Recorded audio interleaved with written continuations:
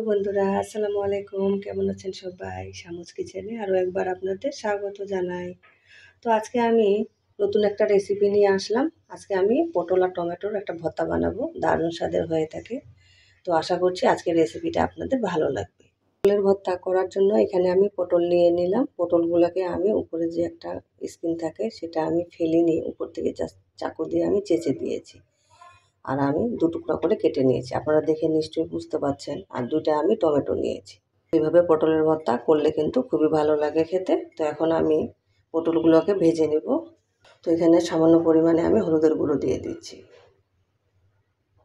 1/2 চামচ দিলাম আমি মরিচের গুঁড়া, এখানে আমি স্বাদ মতো লবণ দিলাম। তো এখন আমি পটলের গায়ে লবণ, হলুদ আর মরিচের গুঁড়া ভালোভাবে মেখে নেব। তো পটলের গায়ে আমি হলুদ, লবণ, মরিচ ভালোভাবে মেখে নিয়েছি। এখন আমি ভেজে নেব। তো গ্যাসের উপরে আমি একটা প্যান বসিয়ে দিলাম, এখন আমি তেল দিয়ে দিচ্ছি। তো বন্ধুরা, আমার কিন্তু তেলটা গরম হয়ে গেছে। এখন আমি পটলগুলো দিয়ে দেব।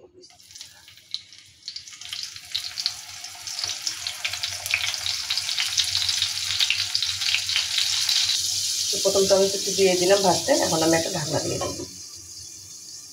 তো বন্ধুরা, আমার কিন্তু পটলগুলো এক পাশে ভাজা হয়ে গেছে। আমি এখন উল্টিয়ে দেব। তো অপর পাশে যেন ভালোভাবে ভাজা হয়ে যায় সেজন্য আমি আবারও ঢাকনা দিয়ে দিচ্ছি। তো বন্ধুরা, আমার কিন্তু পটলগুলো ভাজা হয়ে গেছে। আমি এখন তুলে নিচ্ছি।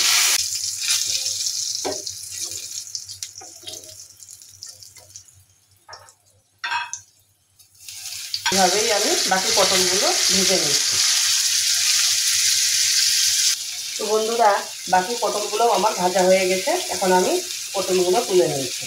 আর টমেটোগুলোকে আমি বেশি একটু পোড়া পোড়া করে ভেজে নেব। টমেটোগুলোকে আমি একটু পোড়া পোড়া করে ভেজে নেব। আর তাতে তাতে আমি এই যে একটা পানি থাকে সেটাকে ভালোভাবে বের করে একেবারে শুকিয়ে নিতে হবে।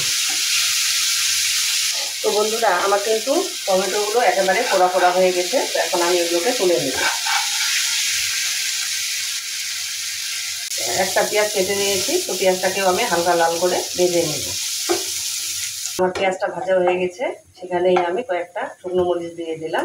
মরিচটাকেও আমি ভেজে নেব। আমার কিন্তু সব কিছু ভাজা হয়ে গেছে। এখন আমি হাত দিয়ে পটলগুলোকে ম্যাশ করে নেব।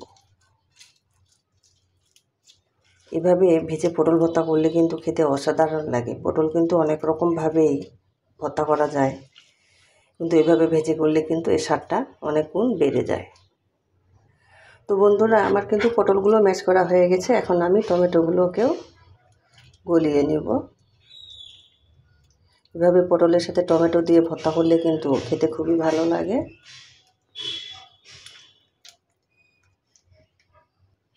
আর এখানে আমি পেঁয়াজটাকে লাল করে ভেজে নিয়েছি। আপনারা চাইলে কাঁচা পেঁয়াজও দিতে পারেন।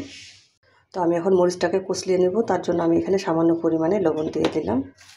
তো মরিচটাকেও আমি কষলিয়ে গুঁড়ো করে নেব। তো এখন আমি একত্রে সব কিছু মাখিয়ে নেব।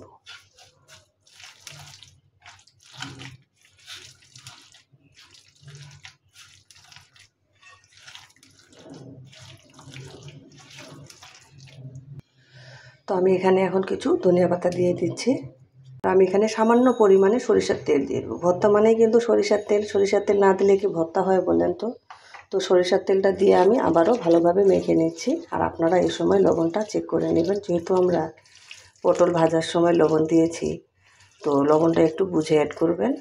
আর এই সময় লবণটা চেক করে নেবেন। তো আমার ভর্তাটা কিন্তু মাখানো হয়ে গেছে। তো এরকম ভর্তা থাকলে ভাত কিন্তু একটু বেশি খাওয়া হয়ে যায়। তো ভর্তাটা আমার মাখানো হয়ে গেছে। আমি এখন একটা সার্ভিং ডিশের মধ্যে তুলে নিব। তো বন্ধুরা, ভর্তাটা আমি একটা প্লেটের মধ্যে নিয়ে নিচ্ছি। তো আপনারা একবার হলেও এভাবে বানিয়ে খাবেন। এটা কিন্তু দুর্দান্ত স্বাদের হয়ে থাকে। তো বন্ধুরা, দেখলে তো কত সহজে আর ঝটপটভাবে আমি একটা পটলের ভর্তা করে নিলাম। আশা করছি আজকের পটলের ভর্তার রেসিপিটা আপনাদের ভালো লাগবে। তো এরকম ভর্তা থাকলে কিন্তু ভালোই লাগে। দুপুরের খাওয়া দাওয়ায় কিন্তু এরকম একটা ভর্তা থাকলে আর কিছু লাগে না। তো আজকের এই ভর্তার রেসিপিটা যদি ভালো লেগে থাকে লাইক দেবেন, কমেন্ট করবেন। আপনাদের সুন্দর একটা কমেন্ট আমাকে উৎসাহ দেয়। এরকম মজার মজার সহজ রেসিপি পেতে আমার চ্যানেলটিকে সাবস্ক্রাইব করে আমার পাশে থাকবেন। সবাই ভালো থাকবেন। আসসালামু আলাইকুম।